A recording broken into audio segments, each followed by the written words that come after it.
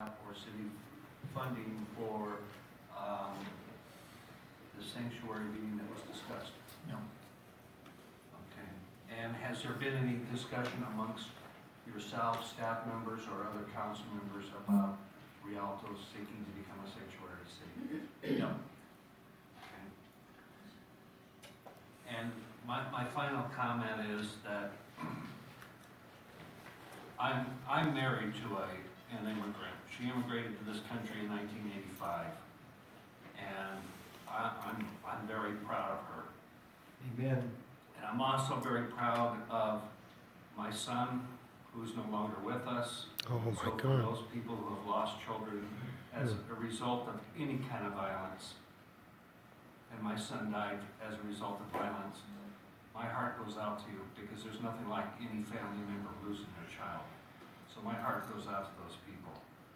Having said that, I have a serious concern about federal funding. And I know Mr. Phillips wants to speak tonight about our travel to Washington, D.C. So I kind of want to explain that we're going to Washington, D.C. next week, 3 of us, 4 of us, I guess. The mayor has her own stuff to do with the mayor's conference.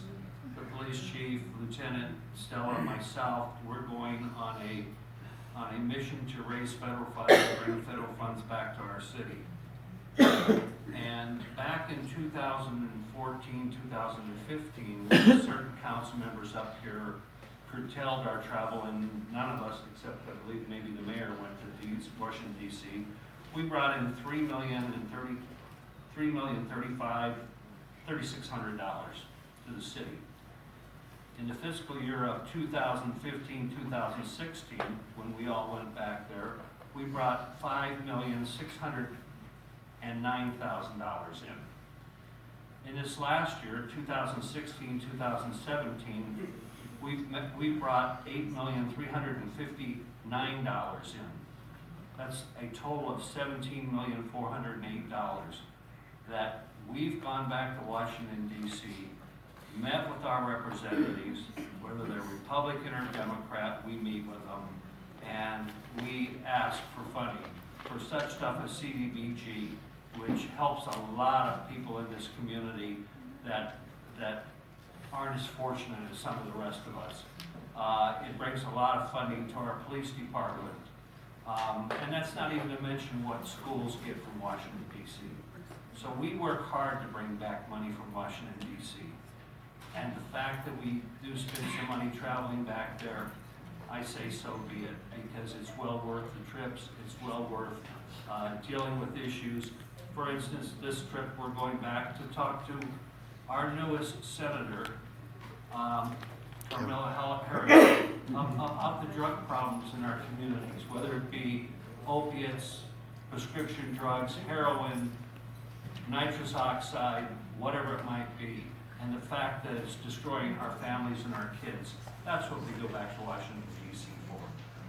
I have a serious concern about us losing any of that funding, and I don't want to see us do that, and I will not support anything that jeopardizes that funding.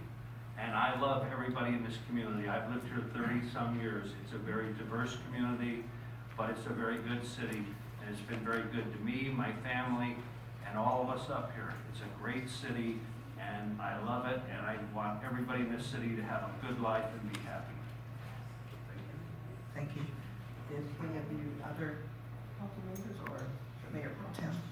Yeah, thank you, Madam Mayor. First of all, I want to thank all the residents and the community members and those in attendance for sharing their opinions. I think dialogue is important, hearing people's opinions, agreeing to disagree is okay. I don't like the idea of bringing racism up. That's a concern to me. I think we've made a lot of progress with civil rights and some of the tragedies that we've gone through in this country, and we've got to continue to make progress. And I think it's important we focus on progress in the city of Rialto.